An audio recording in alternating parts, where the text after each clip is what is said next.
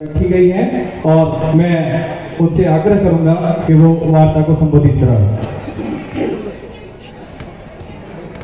बाड़मेर नगर में अपने आप एक अनूठा आयोजन यहाँ पर अभी संपन्न होने जा रहा है।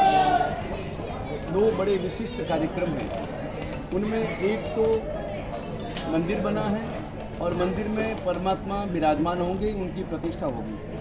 दूसरा कार्यक्रम है 5 मुमुक्षु युवा उम्र में, परिपक्व उम्र में संसार के सारे सुखों का त्याग करके साधु जीवन स्वीकार करने जा रहे हैं। ये दोनों अपने आप में बड़े अद्भुत कार्यक्रम हैं, जितनी अनुमोदना की जाए उतनी कम है। परमात्मा का मंदिर जिसमें परमात्मा विराजमान होंगे, परमात्मा की प्रतिमा अभी पाषाण की है, पाषाण की बनी हुई है, उसमें भगवत्ता स्थापित करनी है, प्राण प्रतिष्ठा करनी है। वो प्राण प्रतिष्ठा का कार्यक्रम अभी चल रहा है।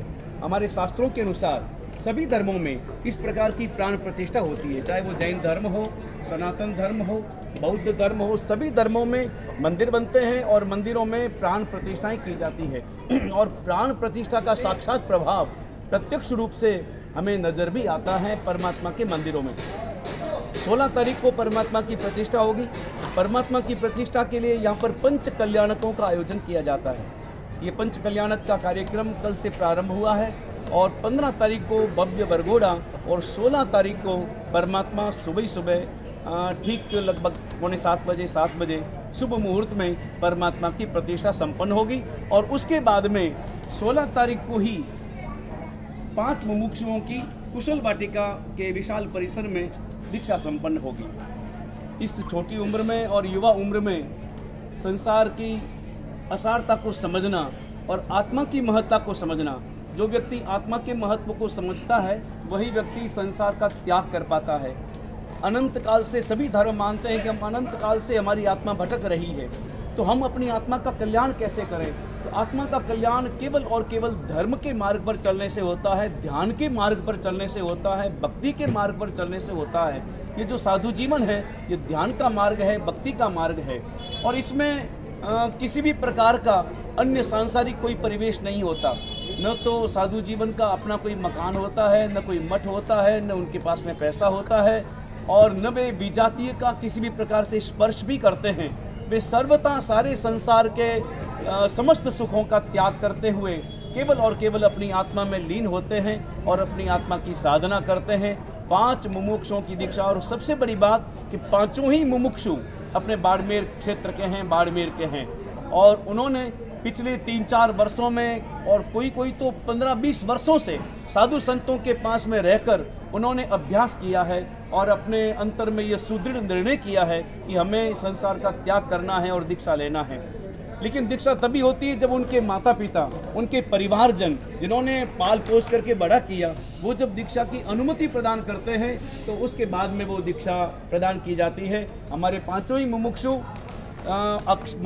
अक्षय मालू, मुमुक्षु भावना संकलेचा, मुमुक्षु आरती बोथरा, मुमुक्षु दिशा बोथरा, मुमुक्षु साक्षी सिंघवी, इस प्रकार 5 मुमुक्षु, ये पांचों ही मुमुक्षुओं को उनके परिवारजनों ने, उनके माता पिता ने दीक्षा की अनुमति प्रदान की। पहले उन्होंने परीक्षा ली कि भाई मेरी संतान ये दीक्षा जैसा कष्ट जीवन, कठोर जीवन स्वीकार कर पाएगा कि नहीं कर पाएगा, निभा पाएगा कि नहीं निभा पाएगा। और फिर उनके अंतर में अपना ममत्व भी होता है, अपने ममत्व का त्याग करके उन्होंने अनुमति दी और उस अनुमति के आधार पर 16 फरवरी को सुबह 9 बजे कुशल वाटिका में उनकी भागवती दीक्षा का महोत्सव प्रारंभ होगा।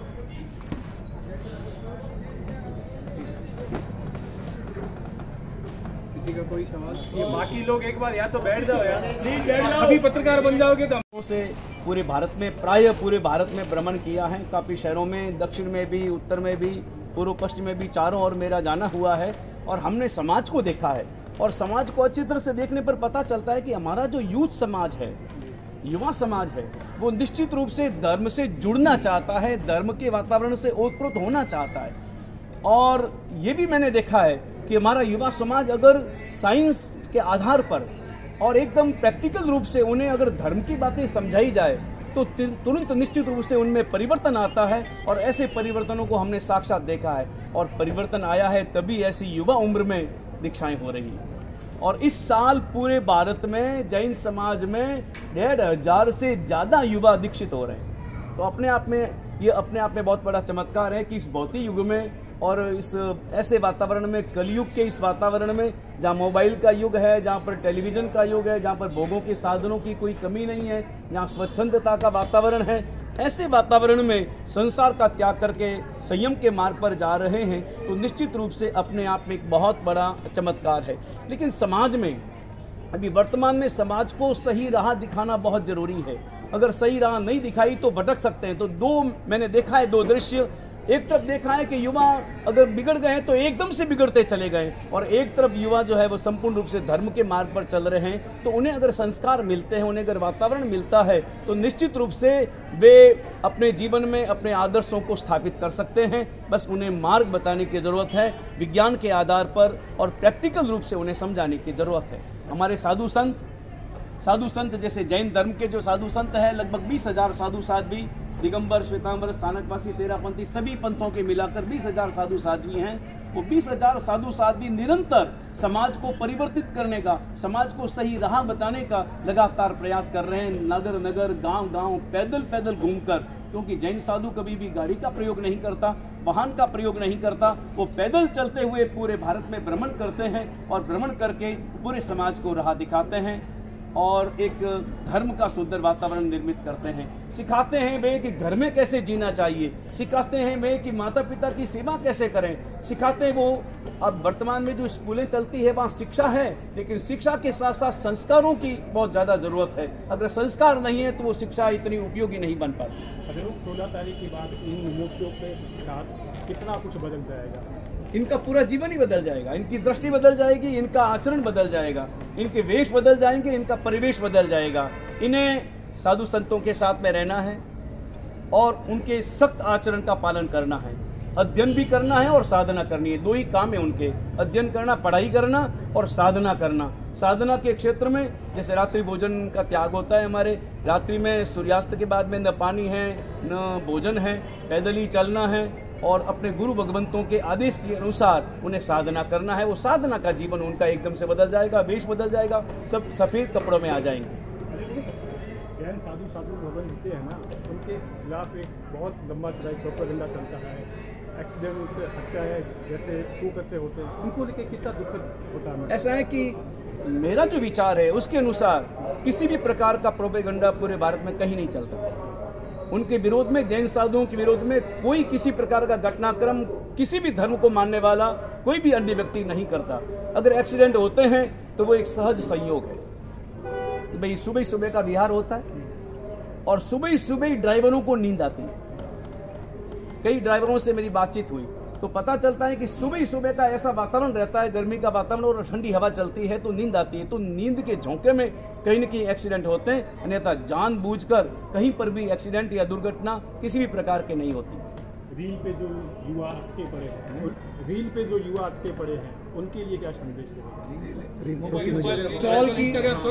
ऐसा है कि वर्तमान में मोबाइल एक बहुत बड़ी आवश्यकता थी, लेकिन आवश्यकता वर्तमान में स्वतंत्रता और स्वच्छंदता का ऐसा रूप ले लिया है कि पढ़ाई छूट गई। इस मोबाइल ने सबसे ज्यादा विनाश किया है।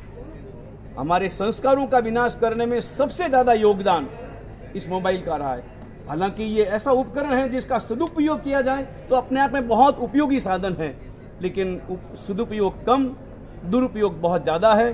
तो वहां पर तो देखो माता पिता, और इसके साथ साथ मैं आपको बताता हूं, एक परिवार में एक व्यक्ति मिलने के लिए गया और वहां जाकर के देखा कि उनके बच्चे वो किताब पढ़ रहे हैं, लगातार किताब पढ़ रहे हैं, आधे घंटे से पढ़ रहे हैं। उस परिवार वाले ने पूछा उस बच्चे के माता पिता से कि भाई आपका बच्चा ऐसा कैसे? हमने तो देखा है कि सारे बच्चे जब भी फ्री टाइम मिलता है तो मोबाइल हाथ में लेते हैं, लेकिन आपका बच्चा किताब पढ़ रहा है, तो ऐसा किस आधार पर? और तब उनके माता पिता ने कहा कि बच्चे हमेशा बड़ों का अनुकरण करते हैं, बड़े जैसा करते हैं वैसा बच्चा करता है। हम हमेशा किताब लेकर के बैठते हैं तो बच्चा भी किताब लेकर के बैठता है। हमने भी बच्चा जब से समझ में आई बच्चे को, तब से हम किताब हाथ में ले रहे हैं, तो वो भी किताब का ही शौकीन हो गया है और मोबाइल को हाथ नहीं लगाता। तो इसमें माता पिता की भी अपना योगदान है, परिवार को भी अपने आप बच्चों को संभालना है, तब कहीं जाकर के ये समाज बदलेगा। संस्कार की बात आई है तो शिक्षा जो वर्तमान में शिक्षा पद्धति चल रही है उसमें से किस तरह का बदलाव हो कि हम संस्कारों में पुनः लौट आए? ऐसा है कि वर्तमान में शिक्षा तो केवल भाषा सिखा देती है, वस्तु सिखा देती है, लेकिन घर में कैसे रहना, परिवार में कैसे रहना, समाज में कैसे रहना, अभावों में कैसे रहना, अभावों में भी प्रसन्नता का भाव कैसे लाना, और बहुत ज़्यादा सफलता मिले तो हमारे अंतर में बहुत ज़्यादा उछाल न आ जाए, वो भाव कैसे लाना, वो संस्कार स्कूलों में देना बहुत जरूरी है। इसलिए एक क्लास, एक पीरियड हमेशा नैतिक शिक्षा का, व्यावहारिक शिक्षा का, घरेलू शिक्षा का, नैतिक शिक्षा का निश्चित रूप से होना ही चाहिए।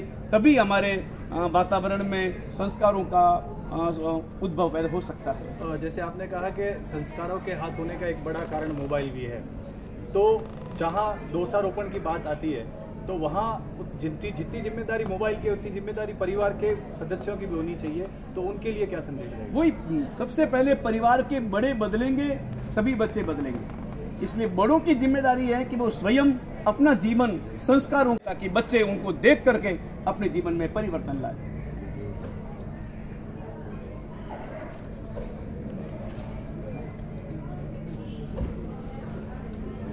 हमारे बाबूलाल जी छाजेड़ जो परिवार है, बाबूलाल जी, शांति देवी, भरत कुमार छाजेड़ परिवार, उन्होंने इस मंदिर बनाने का और भवन बनाने का इसमें लाभ लिया है, और इसमें प्रेरणा रही है हमारे बहन महाराज डॉक्टर विद्युत प्रवासी जी महाराज साहब की।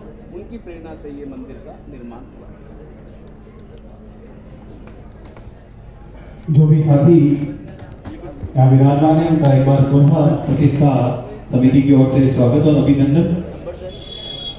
हमारी परंपरा रही है कि हमारे यहाँ जो मेहमान पधारे होते हैं वो मोतियों से महंगे होते हैं, और उनके स्वागत और बहुमान के लिए मैं निवेदन करूंगा सबसे पहले कि ओम जी वाले आगे आए और बहुमान स्वीकार करें। साथ में आओ ना, ऐसा एक